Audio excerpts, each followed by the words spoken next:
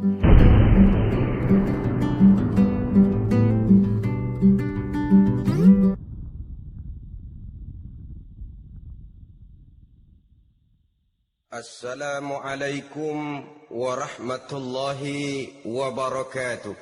Waalaikumsalam warahmatullahi wabarakatuh. Bismillahirrahmanirrahim.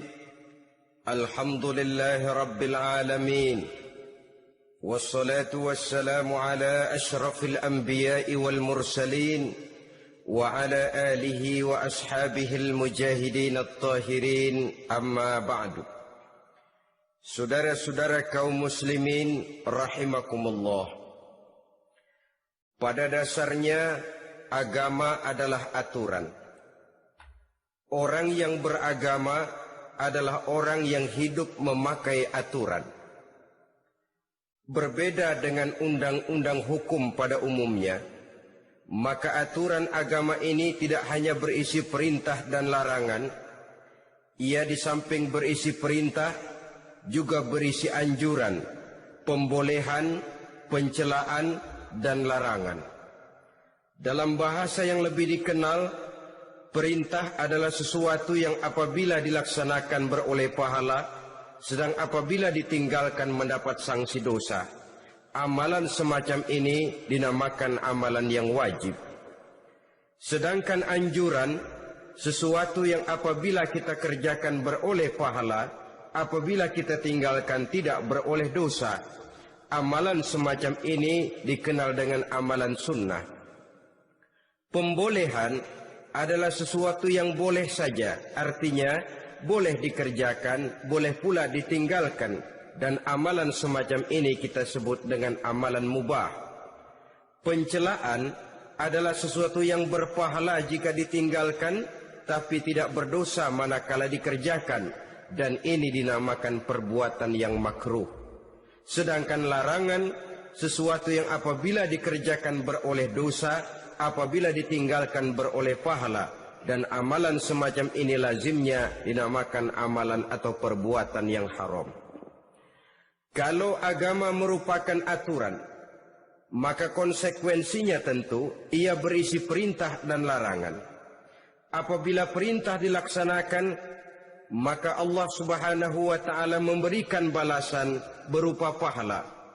Sedangkan apabila larangan yang dikerjakan, Allah pun akan memberikan ganjaran yang bernama dosa. Baik pahala maupun dosa adalah sesuatu yang abstrak, sesuatu yang tidak nampak, tidak kelihatan oleh pandangan mata yang zahir. Itu sebabnya barangkali di zaman materialistis seperti sekarang ini, orang kurang tergerak mengejar pahala dan malah kadang-kadang terangsang untuk berbuat dosa. Karena pahala dan dosa sesuatu yang tidak kelihatan oleh pandangan mata yang zahir ini. Namun sungguh pun demikian, pahala dan dosa bisa mendatangkan kebahagiaan atau kegelisahan batin. Bersabda Rasulullah sallallahu alaihi wasallam, "Iza sarratka hasanatuka wa sa'atka sayyi'atuka fa anta mu'min."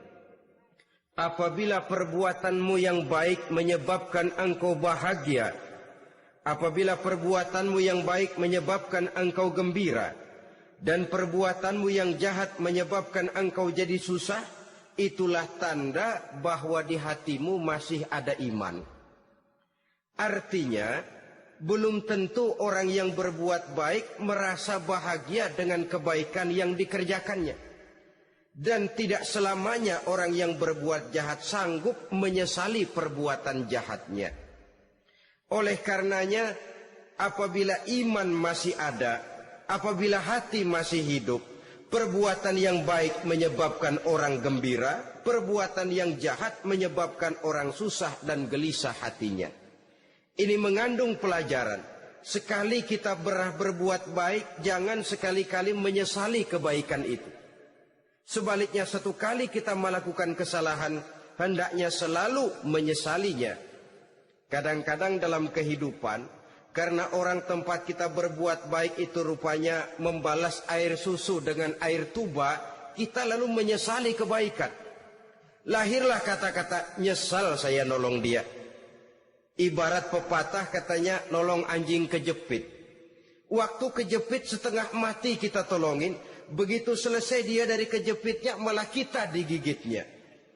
Saudara hadirin yang saya muliakan, dalam kehidupan sehari-hari barangkali ini kena filsafat yang disebut dorong mobil mogok. Ketika mobil mogok setengah mati kita dorong, begitu mesin hidup ditinggalkannya kita di belakang. Sesungguhnya perbuatan kita yang baik tidak harus disesali, karena disesali atau tidak toh perbuatan itu sudah kita lakukan. Dan penyesalan atas segala kebaikan hanya akan mengurangi nilai pahala kebaikan itu sendiri. Berbahagialah apabila berbuat baik, walaupun orang yang kita melakukan kebaikan membalasnya dengan kejahatan.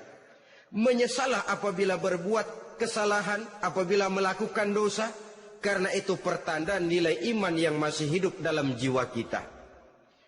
Saudara-saudara kaum muslimin yang berbahagia, jadi sungguh pun pahala dan dosa sesuatu yang abstrak, efeknya jelas dia mendatangkan kebahagiaan atau membawa kepada kegelisahan batin di dalam kehidupan manusia. Orang di zaman materialis kurang terangsang berbuat pahala dan terdorong melakukan dosa. Kenapa? Karena pahala tidak kelihatan, dosa tidak nampak. Kalau pahala kelihatan, barangkali nggak kuat kita mikul pahala. Kalau dosa benjol, umpama tiap bikin dosa palanya benjol, barangkali sudah nggak karu-karuan kepala kita. Baik pahala, baik dosa, sesuatu yang tidak nampak oleh pandangan mata zahir, tapi yang punya efek dalam kehidupan ini. Orang yang banyak pahalanya dengan orang yang banyak dosanya, kalau dia berjalan barangkali sulit kita membedakan. Tapi efeknya dalam kehidupan ini jelas adanya. Sesuatu yang bernama pahala kita perlukan, karena hidup tidak berhenti hingga di sini. Sesuatu yang bernama dosa harus kita hindarkan, karena ada kelanjutan sesudah hidup yang sekarang ini, kehidupan dari satu pertanggungan jawab. Itu sebabnya Imam Ghazali dalam bahasa yang indah sekali berpesan, "Jaddidis safinah fa innal bahra amiq wa khuziz zad fa inna safara ba'id." Perbarui selalu kapalmu, rawat, jaga baik-baik, dandani kapalmu, fa innal bahra amiq, karena sesungguhnya lautan ini sangat dalam. Satu bahasa yang indah dari tamsil terhadap kehidupan. Perbaiki kapalmu karena lautan ini sangat dalam. Artinya jaga baik-baik hatimu, pelihara iman dan keyakinanmu, karena hidup ini bagaikan gelombang lautan. Tempo-tempo air tenang, tempo-tempo ombak menggila dan menggunung. Jaga iman baik-baik karena hidup penuh dengan cobaan dan ujian. Itu maksudnya. Wa khuziz zad fa inna safara ba'id. Dan bawa bekal yang banyak karena perjalanan hidup ini sangat panjang. Perjalanan ini sangat jauh. Kita kalau pergi keluar kota tentu saja membawa bekal. Makin jauh kota yang akan kita tuju, makin banyak bekal yang harus kita bawa. Alangkah sengsaranya manusia apabila dia akan pergi ke satu kota yang jauh, modalnya cuma nekat. Bagaimana nanti di sana sajalah. Tidak membawa bekal sebagaimana yang sewajarnya. Hal yang semacam ini senangnya sih belum tentu, keblangsak dan susahnya sudah kebayang. Itu dalam kehidupan di dunia ini. Bagaimana kalau sudah bicara tentang kehidupan yang akan datang? Karena sesungguhnya hidup ini merupakan satu perjalanan yang sangat panjang. Sejak kita tinggal di alam arwah, pada saat jasad belum lagi diciptakan Allah, ruh sudah diciptakannya lebih dahulu. Sampai kemudian kita pindah ke alam rahim, alam kandungan ibu. Untuk kemudian berpindah kepada kehidupan dunia. Dari dunia ini kita pindah ke alam barzakh. Di sana tinggal kita 100 tahun mungkin. 100.000 tahun mungkin, 1 juta tahun mungkin, menunggu saat datangnya kiamat. Lalu dari alam barzakh pindah kita ke alam akhirat, satu perjalanan yang sangat panjang. Alangkah malangnya, alangkah sengsaranya, jika tahu kita begitu panjangnya perjalanan hidup ini, tidak ada bekal yang kita bawa.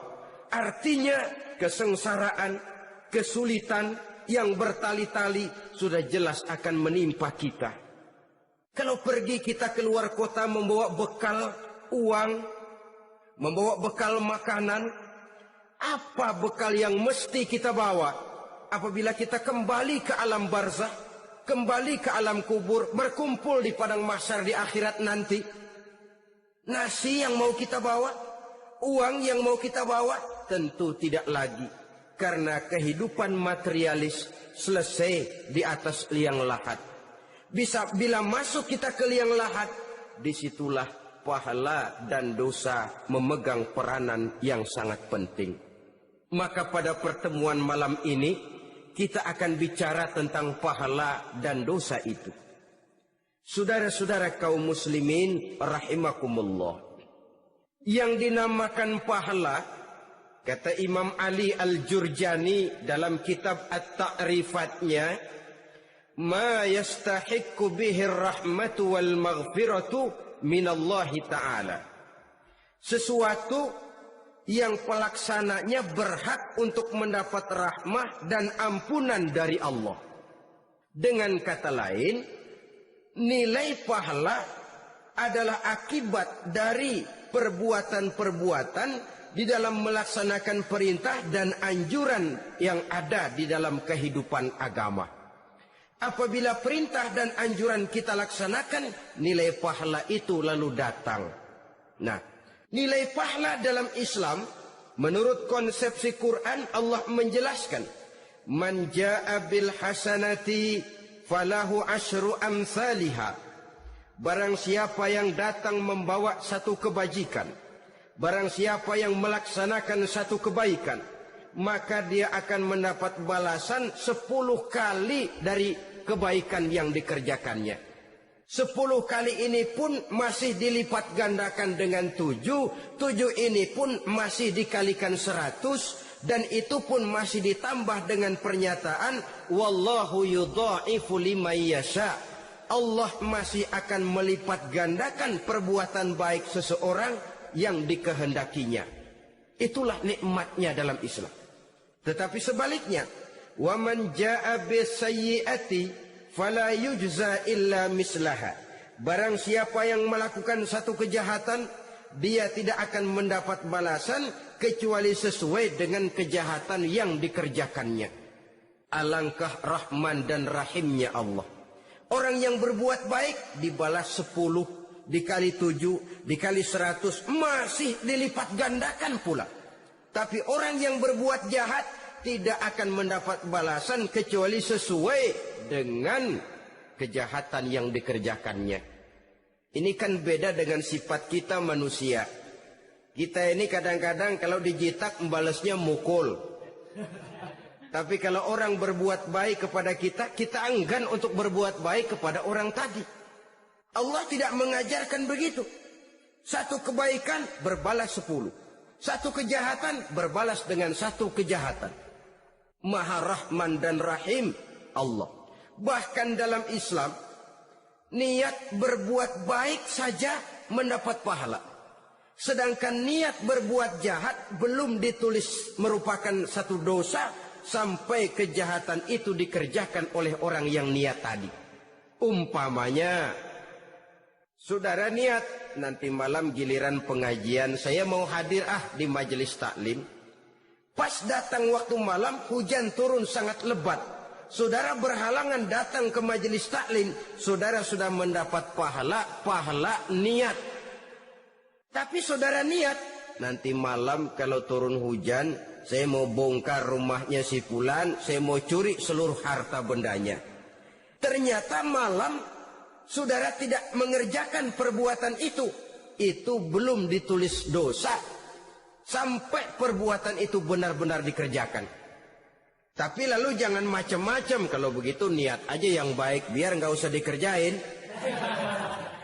Niat aja pengen ngaji walaupun tidak ada niatan untuk ngaji. Allah lebih tahu tentang apa yang terdetik di dalam hati sanubari kita. Itulah sebabnya sangat dianjurkan orang untuk melakukan segala macam kebajikan. Dan dianjurkan orang menjauhkan segala macam bentuk kejahatan. Karena dia akan berefek melahirkan dosa dan pahala.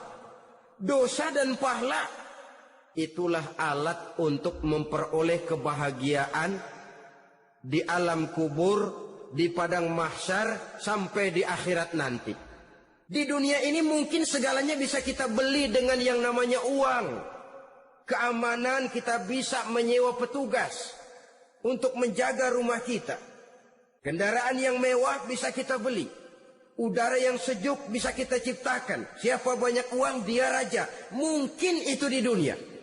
Tapi bisa apa uang kalau kita sudah masuk ke alam kubur? Bisakah munkar nakir kita sogok? Udah karkir, jangan nanya nih, cepet.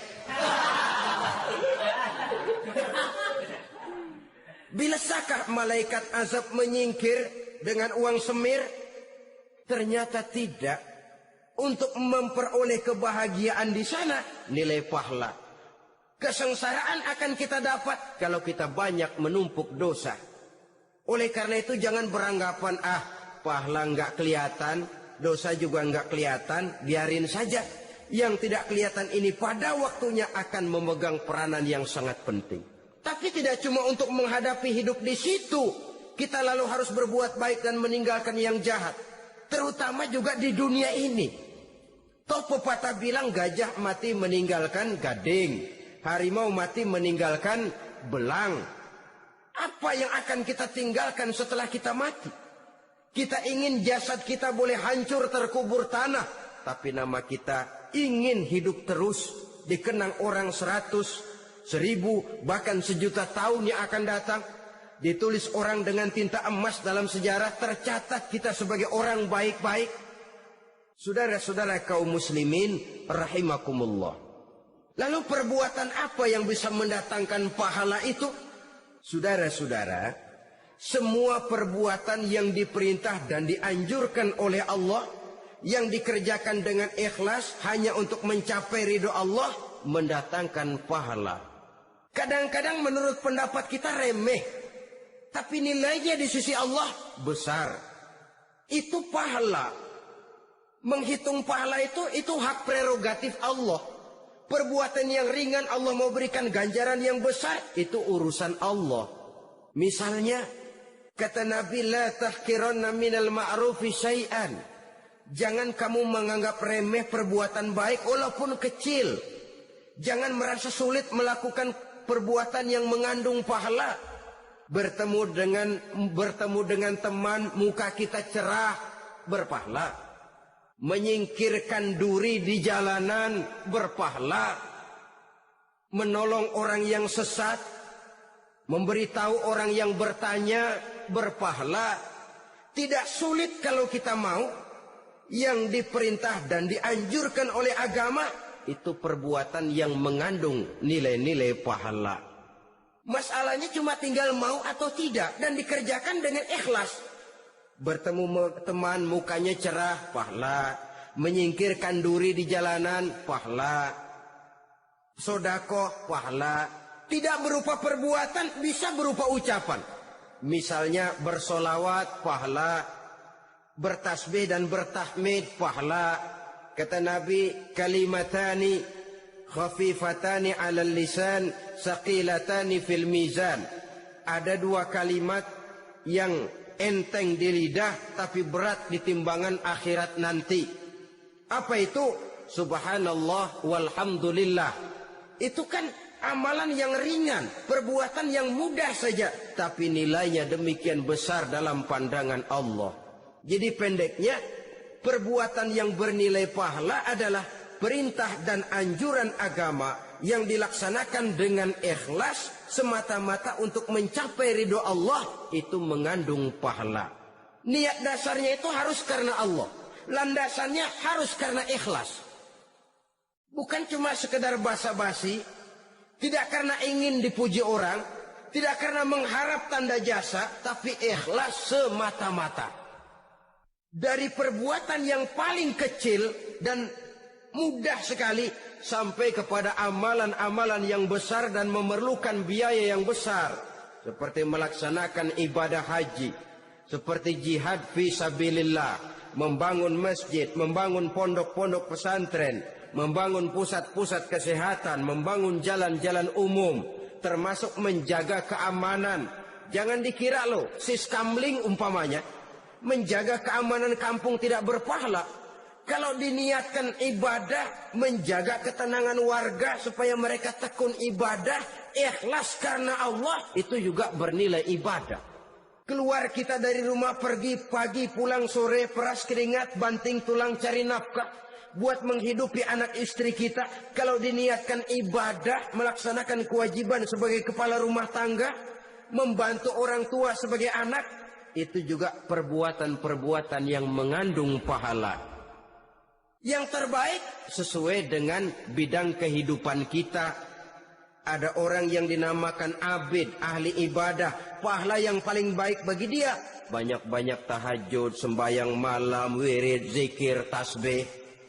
Ada yang dinamakan orang alim, pahala yang paling baik buat orang macam ini mengajar, menyebarkan ilmu, mendakwahkan Islam. Ada yang disebut wali, pejabat pemerintah, petugas. Amalan pahala yang paling baik buat orang semacam ini melayani masyarakat, bekerja di bidangnya sesuai dengan profesinya. Saudara hadirin yang saya hormati, jadi dengan demikian perbuatan-perbuatan yang mengandung nilai-nilai pahala ini bisa perbuatan yang menurut kita kecil namun punya nilai besar. Apalagi perbuatan besar dengan biaya yang besar, tentu makin besar juga pahala yang disediakan oleh Allah Subhanahu wa ta'ala. Oleh karenanya, kalau kita bercermin dari ayat Quran, hidup ini kesempatan untuk berbuat baik. Huwallazi khalaqal mauta wal hayata liyabluwakum ayyukum ahsanu amala. Dialah Allah, Tuhan yang telah memberikan hidup dan mati kepadamu untuk menguji kamu, siapa di antara kamu yang paling baik amal perbuatannya.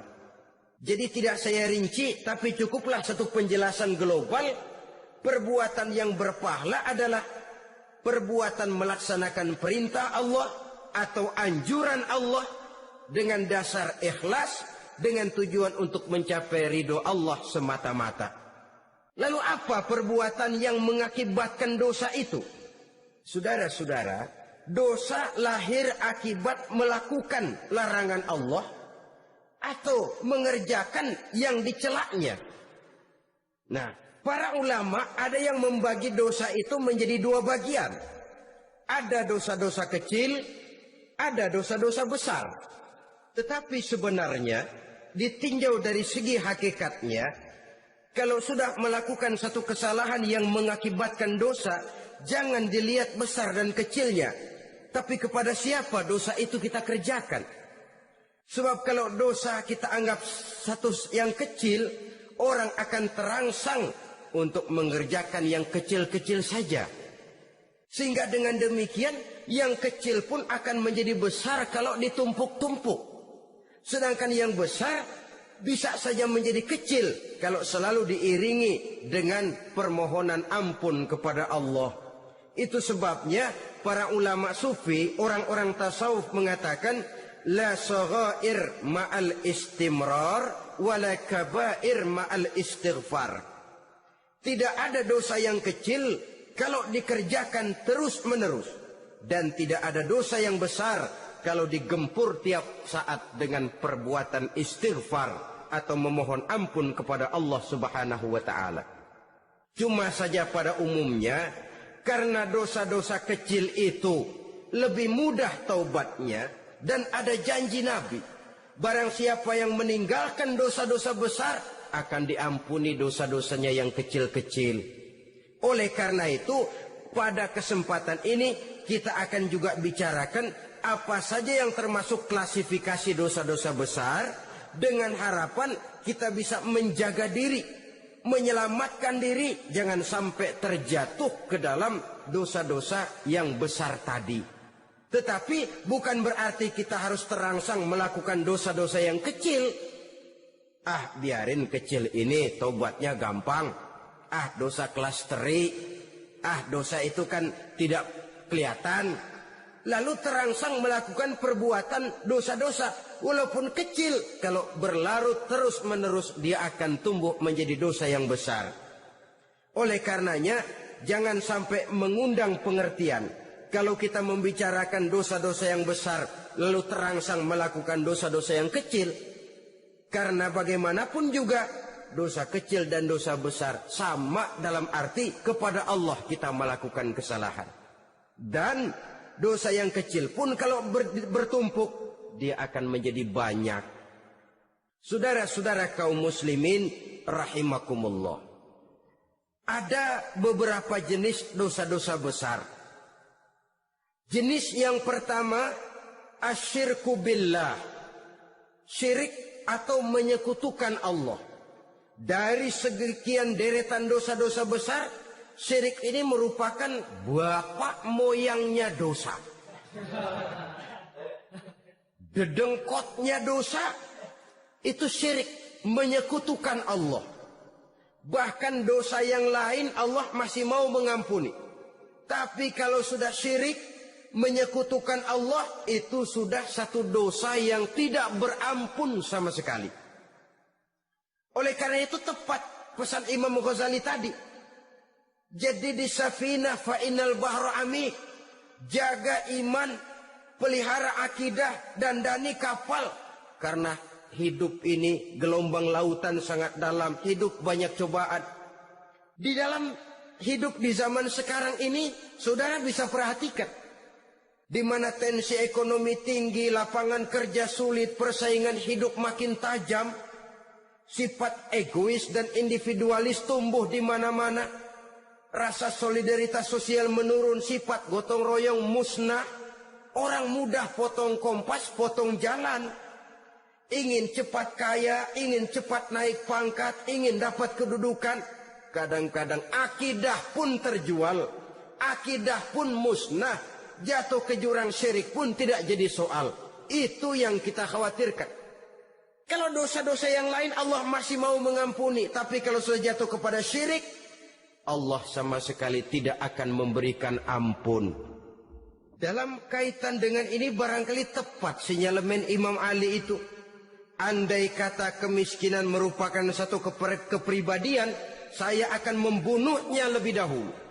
Artinya memang kemiskinan ini sering mendorong orang kepada jurang kemusyrikan. Tidak tahan menghadapi godaan perut akibat tensi ekonomi yang tinggi, lapangan kerja yang sulit. Iman pun jadilah ditukar dengan 3 liter beras. Akidah pun jadilah dibarter dengan 3 bungkus supermi. Dengan pakaian bekas, dengan obat-obatan. Tidak jadi soal baginya mengejar kebahagiaan yang relatif singkat dengan mengorbankan kebahagiaan yang abadi. Persis ibarat pepatah, nyari jarum kampak hilang. Mencari sesuatu yang kecil, yang besar jadi sia-sia. Membela perut, mengorbankan akidah. Na'udzubillah summa na'udzubillah. Saudara-saudara kaum muslimin rahimakumullah. Ini fakta. Ini kenyataan. Dan hal semacam ini tidak bisa diatasi cuma dengan ceramah, simposium, diskusi, seminar. Apalagi Nabi berpesan, solahu ummati bil ilmi wal mal. Umatku hanya bisa menjadi baik akidahnya dengan ilmu dan harta. Itu bahasa Nabi. Kalau bahasa kita sekarang, dengan ekonomi dan pendidikan. Ilmu, pendidikan, ekonomi, harta. Tanpa itu sangat besar kemungkinan kita bisa menjual akidah terjerumus di lembah kemusyrikan.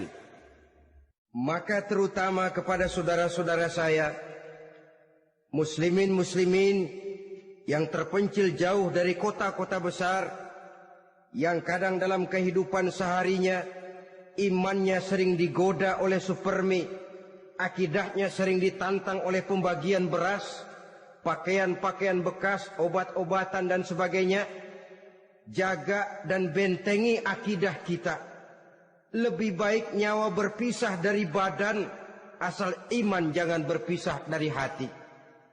Kepada adik-adik saya para remaja, para pemuda di kota-kota besar, yang iman dan akidahnya sering ditantang dengan minuman-minuman keras, fasilitas-fasilitas yang menghanyutkan, yang secara terarah dan praktis sedikit demi sedikit menggiring kita untuk keluar dari nilai-nilai akidah. Hati-hati, jaga baik-baik, sebab intan paling mahal, mutiara paling berharga, tidak lain nilai iman ini.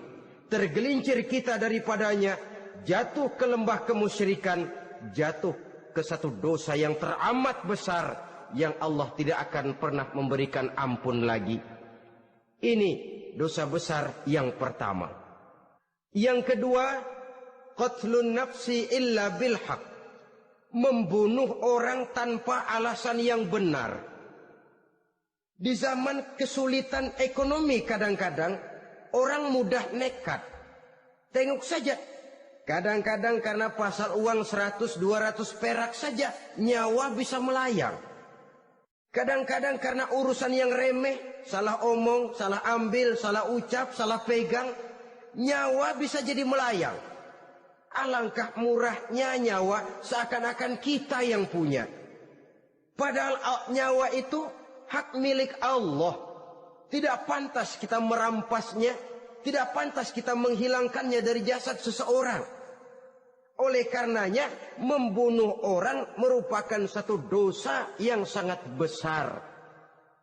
Jangankan kepada orang yang seakidah, orang yang lain akidah saja pun, kalau dia hidup berdamai, rukun, berdampingan, kita harus melindungi.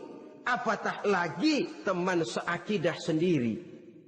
Saudara-saudara kaum muslimin rahimakumullah, pantas kalau Nabi menyatakan, apabila dua orang Islam sudah saling berkelahi, berbunuh-bunuhan, al-qatil wal maqtul finnar, yang membunuh dan yang dibunuh dua-duanya sama-sama masuk neraka. Sahabat heran, ya Rasul, kalau yang membunuh masuk neraka sih wajar, tapi yang terbunuh kok neraka juga, kenapa? Kata Rasul, sebenarnya dia juga cuma sudah niat untuk membunuh, cuma keduluan saja. Andai kata dia tidak terbunuh, tentu dia yang akan membunuh. Saudara-saudara kaum muslimin rahimakumullah, Islam sesuai dengan namanya adalah agama damai. Kita tidak boleh mencari-cari musuh, walaupun tidak boleh lari kalau bertemu musuh. Oleh karenanya, pantang seorang muslim menimbulkan benih keonaran, menjadi biang kerok buat lingkungannya. Sesuai dengan namanya, seorang muslim adalah seorang yang dalam hidup senantiasa berusaha menebarkan salam, menebarkan kedamaian, ketenangan dan ketentraman. Dengan prinsip musuh jangan dicari, bertemu pun jangan lari. Yang ketiga, termasuk dalam kelompok dosa besar ini, syurbul khamr, meminum minuman keras. Termasuk di dalam kata khamr ini ganja, morfin, narkotik. Sebab apa? Jenis minuman semacam itu tidak hanya merusak keadaan sekarang, tapi sekaligus merusak kehidupan yang akan datang. Kalau itu jatuh di tangan generasi muda, artinya kan merusak kehidupan masa depan daripada suatu bangsa. Karena apa? Remaja dan pemuda merupakan bentuk miniatur daripada kehidupan bangsa. Akan bagaimana warna umat Islam di Indonesia, bahkan akan bagaimana warna Indonesia 30, 40, 50 tahun yang akan datang, remaja sekarang jawabannya. Kalau remaja kita sekarang ini kerjanya cuma bisa nyekek botol, insya Allah bangsa Indonesia 30-40 tahun yang akan datang akan tumbuh menjadi bangsa teler. Tidak banyak yang bisa kita harapkan. Remaja adalah gambaran masa depan dari satu bangsa, dari satu umat. Dan remaja itu di dalam dirinya secara fitrah terkumpul semua bakat, terdapat semua kemungkinan. Kita ini lahir membawa sifat pemimpin, tapi juga membawa sifat pengacau. Kita ini ada bakat jadi orang jujur, ada bakat jadi pengkhianat. Kita ini ada bakat menjadi orang baik-baik, kita juga punya bakat jadi biang kerok. Kita kemungkinan bisa jadi pemimpin bangsa, tapi juga bisa menjadi pemimpin bangsat. Nanti lingkungan dan pendidikan akan menumbuhkan, membentuk mana yang tumbuh lebih subur.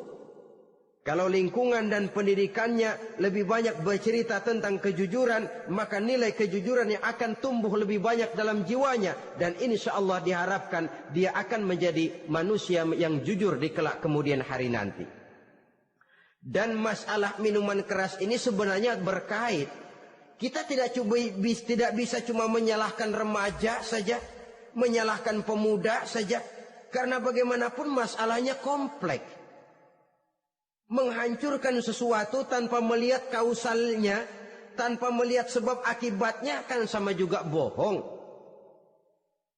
Kemungkinan karena broken home, kemungkinan karena pergaulan, kemungkinan karena kurang perhatian orang tua, kemungkinan karena akibat bacaan, tontonan, atau fasilitas berupa dibukanya pabrik-pabrik minuman keras, dijualnya minuman-minuman keras, di warung-warung yang remang-remang, yang memberikan kenikmatan, kebahagiaan dan kebanggaan tersendiri, sehingga akhirnya orang terangsang untuk datang dan minum di sana.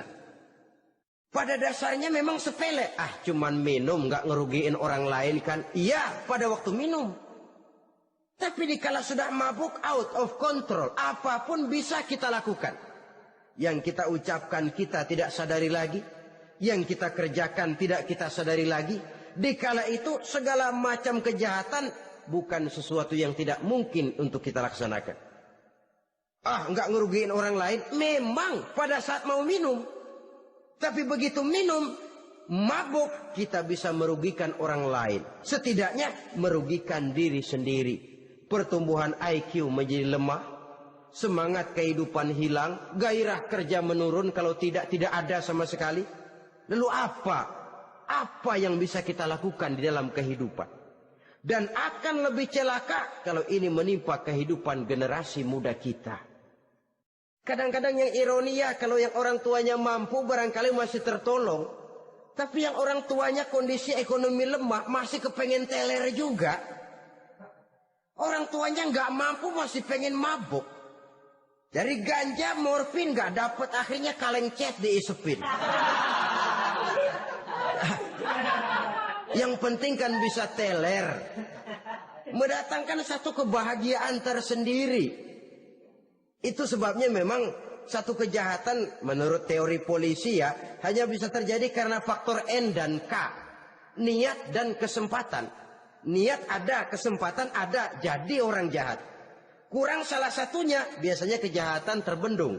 Niat ada, kesempatan tidak ada, sulit berbuat jahat.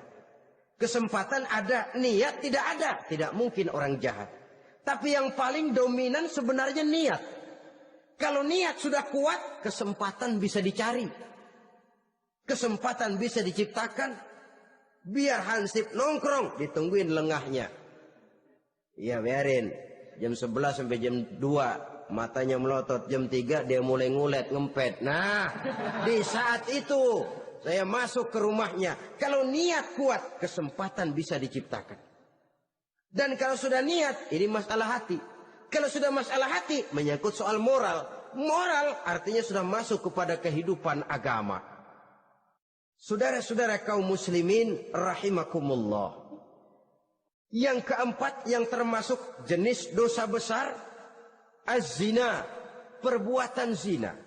Di zaman pergaulan bebas dengan prinsip free love, free sex ini, tengok sudah berapa banyak gadis-gadis bergelimpangan jadi korban. Berapa banyak bayi-bayi yang lahir ke dunia tanpa tahu kemana dia mesti memanggil bapak.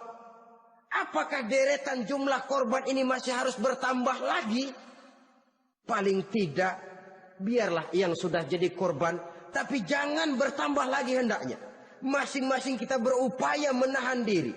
Termasuk dalam kategori zina ini, yang merupakan cabang-cabangnya liwat, homoseks, lesbian, masturbasi.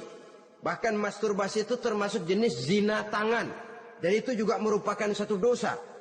Di samping dosa juga merusak diri. Karena bagaimanapun juga dia akan mengurangi kemampuan daya pikir seseorang. Maka agama memberikan jalan keluar. Pesan Nabi, ya ma'syara syabab, man istata'a minkumul ba'at falyatazawwaj.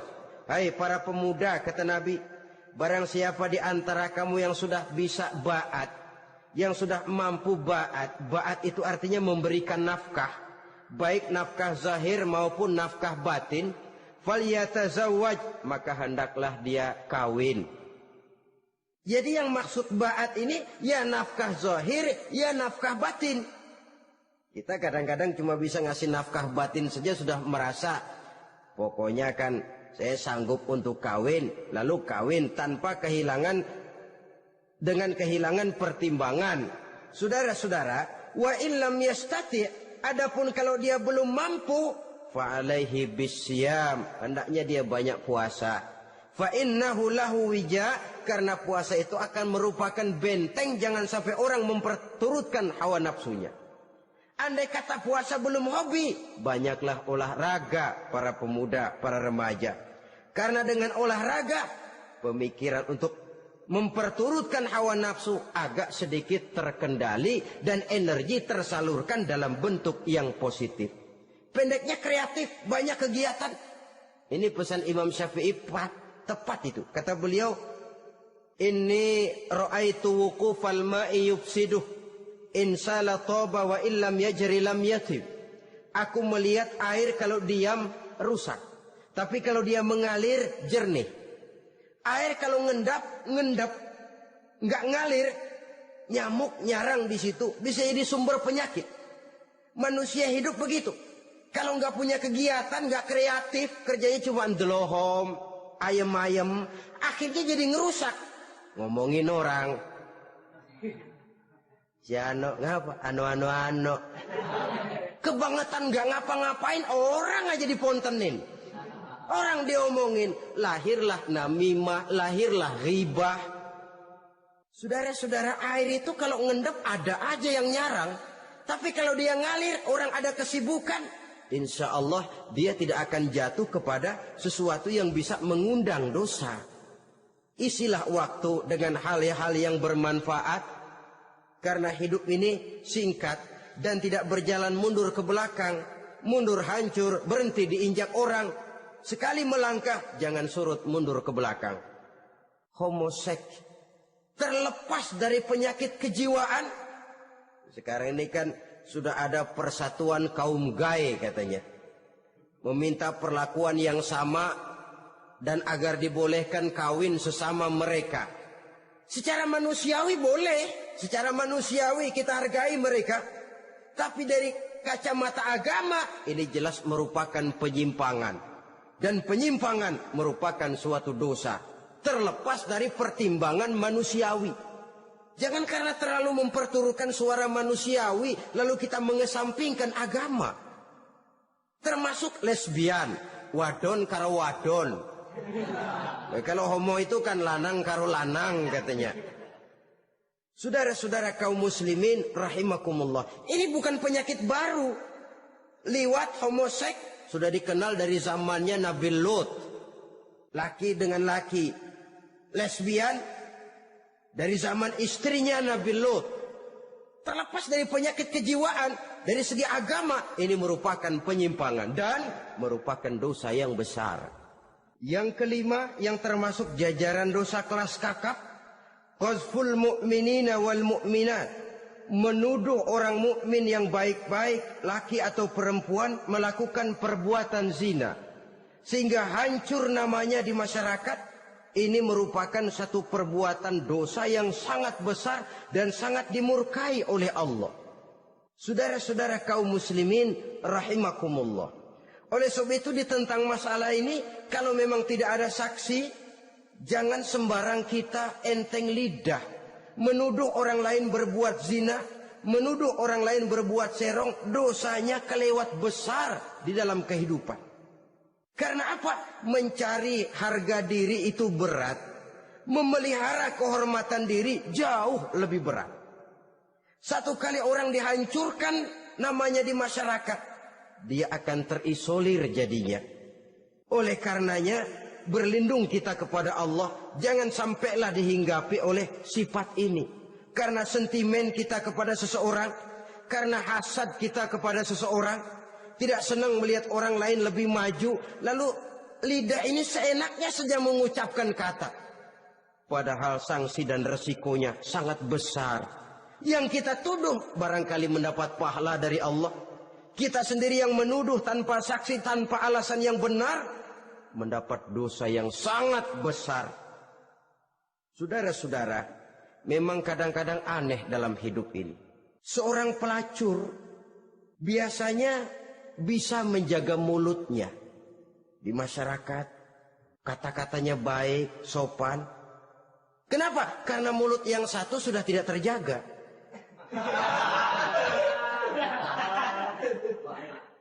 Kita kadang-kadang kehormatan bisa kita jaga, tapi mulut tidak terkontrol. Ngomong saenake dhewe, bikin orang mangkel, kesal, fitnah sana, fitnah sini, menghancurkan nama baik orang, ngomongin yang macam-macam. Bagai-bagai macamlah caranya. Saudara-saudara kaum muslimin yang berbahagia. Jadi dengan demikian, menuduh orang lain berbuat zina, sedangkan orang itu tidak pernah melakukannya, ini termasuk satu dosa yang sangat besar di dalam kehidupan ini. Yang keenam, al-'aqu bil walidain, durhaka kepada ibu bapak. Seorang anak, bagaimanapun banyak nilai ibadahnya, banyak kebaikan di masyarakat, menyandang berbagai macam gelar, pangkat dan jabatannya tinggi, tapi kalau sudah durhaka kepada kedua orang tuanya, alamat hidup tidak lagi membawa keberkahan. Dan itu dosa yang sangat besar. Sampai Nabi sabdakan, ridho Allah ada di dalam keridhaan ibu bapak, murka Allah pun ada di dalam kemurkaan ibu dan bapak. Walaupun belum tentu setiap kita orang tua, tapi yang jelas setiap kita adalah anak. Dan setiap anak punya ibu dan bapak. Jangan sampai kacang lupa kepada kulitnya. Saudara-saudara kaum muslimin rahimakumullah. Durhaka kepada ibu bapak merupakan perbuatan yang sangat dimurkai oleh Allah. Apalagi ibu yang telah melahirkan kita, bahkan mengandung kita. Begitu juga bapak yang telah berusaha peras keringat banting tulang untuk mengasuh membesarkan kita. Tidak ada perbuatan baik yang kita lakukan untuk bisa menebus kebaikan daripada ibu dan bapak kita. Setidaknya kalau belum bisa berbuat baik kepadanya, kepada keduanya, janganlah menyakiti hati keduanya. Itu saja dulu yang harus dijaga. Kadang-kadang sudah berbuat baik enggak, nyakitin melulu. Sudah nyenangin belum bisa, saban sehari nyakitin saja. Padahal kedua orang tua itu doanya manjur, sebagaimana sumpahnya juga bisa jadi kenyataan. Dan sering bahkan menjadi kenyataan. Sampai ibu bapak sudah wafat, sudah meninggal sekalipun, kewajiban berbakti masih harus terus dilakukan oleh seorang anak. Lalu yang ketujuh, at-tawalli yaumaz zahfi, berpaling pada hari pertempuran. Orang sedang sibuk-sibuk menghadapi musuh, maksudnya berjuang membela agama ini, dia lari menyelamatkan diri. Pengecut, mental munafik. Ayo, kalau demi agama, mari kita maju ke depan. Allahu Akbar, yang besar Allah, yang lain kecil semua, maju. Orang lain maju serentak, dia mundur jauh ke belakang. Mental munafik, mental calo istilah sekarang ini. Oh itu calo, mental calo, Tuhan gedek banget itu. Coba ya, calo itu paling sibuk nyuruh penumpang naik. Tapi sementara penumpang naik sampai ke tempat tujuan masing-masing, calonya nggak kemana-mana, diem aja di situ. Cuma orang aja disuruh naik. Saudara-saudara, kerja bakti, orang turun ke comberan, dia naik ke tempat tidur. Mundur di hari pertempuran, menyebabkan orang lain gugur, dia sendiri menyelamatkan diri. Mental pengecut, mental munafik, itu merupakan dosa yang sangat besar. Saudara-saudara kaum muslimin rahimakumullah. Itu sebabnya agama itu memerlukan keberanian. Memang, tapi bukan keberanian yang tanpa perhitungan. Sebab berani tanpa berhitung namanya berani babi.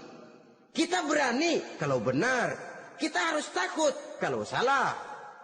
Jangan dibalik. Salah berani, nekat namanya. Benar takut, pengecut namanya. Orang yang pengecut adalah orang yang takut membela kebenaran. Orang yang nekat sesungguhnya udah salah nggak malu lagi. Udah salah nekat lagi. Merasa rugi berbuat kebaikan, puas kalau berbuat kejahatan.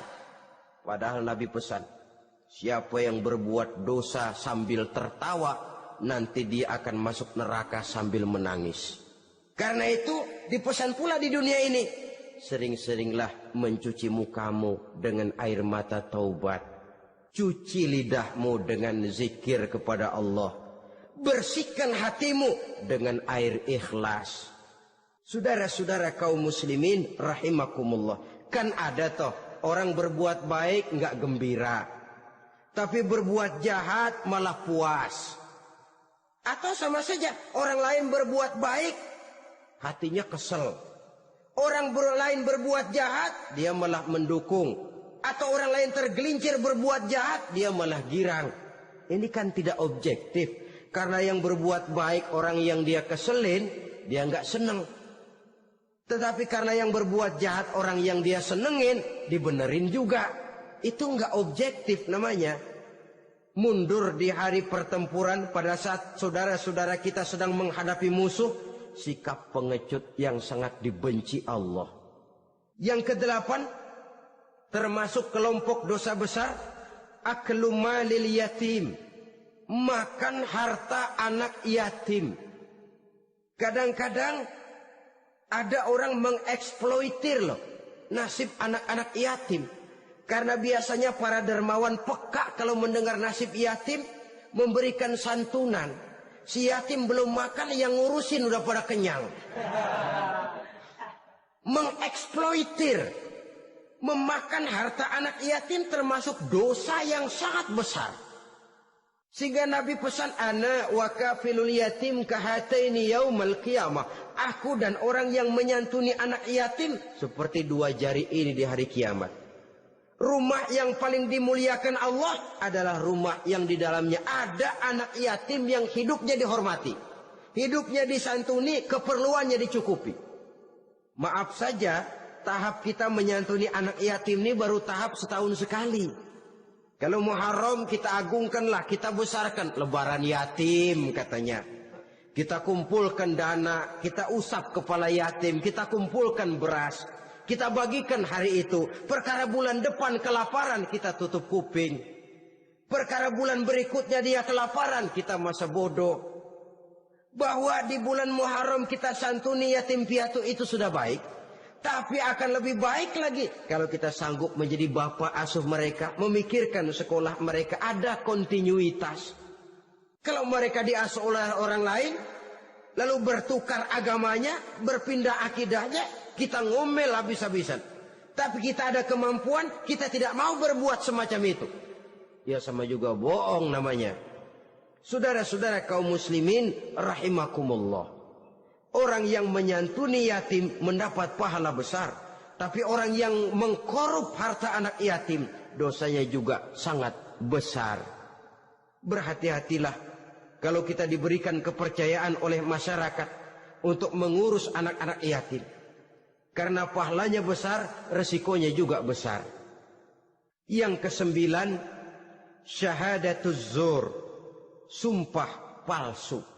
Sebab sumpah palsu ini menggunakan nama Allah untuk sesuatu yang tidak benar. Nama kita saja dibawa untuk yang tidak benar, kita jengkel. Nama kita dipalsukan untuk sesuatu yang tidak baik. Kita kadang-kadang jengkel, tidak puas jengkel, menuntut melalui saluran hukum. Kenapa? Nama saya dicatut. Bagaimana lagi kalau nama Allah kita pakai untuk bersumpah, sumpahnya palsu, menguntungkan kita, merugikan orang lain, Allah murka betul. Maka sumpah palsu termasuk deretan dosa-dosa besar. Apalagi yang ke-10, aklur riba. Makan riba alias renten. Ini kan yang cepat mendatangkan uang. Kadang-kadang kalau yang bikin riba itu orang awam barangkali, ya masih kita maklumi. Kadang-kadang penyakit ini datang menimpa mereka juga yang kita kenal kebaikannya. Bahkan suka datang ke musola, rajin ke masjid kadang-kadang. Riba masih dimakannya. Karena ini cara cari duit paling enak. Duit utuh tambahnya terus masuk. Na'udzubillah summa na'udzubillah. Itu yang diibaratkan dalam perjalanan Mi'raj waktu Nabi diperlihatkan neraka. Orang perutnya sebesar rumah dililit ular. Diseret-seret itu hancur perutnya. Dibulatkan lagi, diseret lagi, hancur lagi. Dibulatkan lagi, terus menerus begitu. Dia berteriak, mengerang, mengeluh, mengaduh kesakitan. Nabi tanya, itu apa Jibril? Itu contoh dari umatmu yang suka makan riba Muhammad. Makan renten. Saudara-saudara, ini kan mencekik leher orang. Orang sedang kesulitan. Kelihatannya sih baik, menolong. Tapi di belakang menolong itu nyekek. Di belakang nolong itu nyekek. Dan nyekek itu sebenarnya tujuan utamanya. Orang yang menjalankan riba pada dasarnya tidak punya kemanusiaan kok.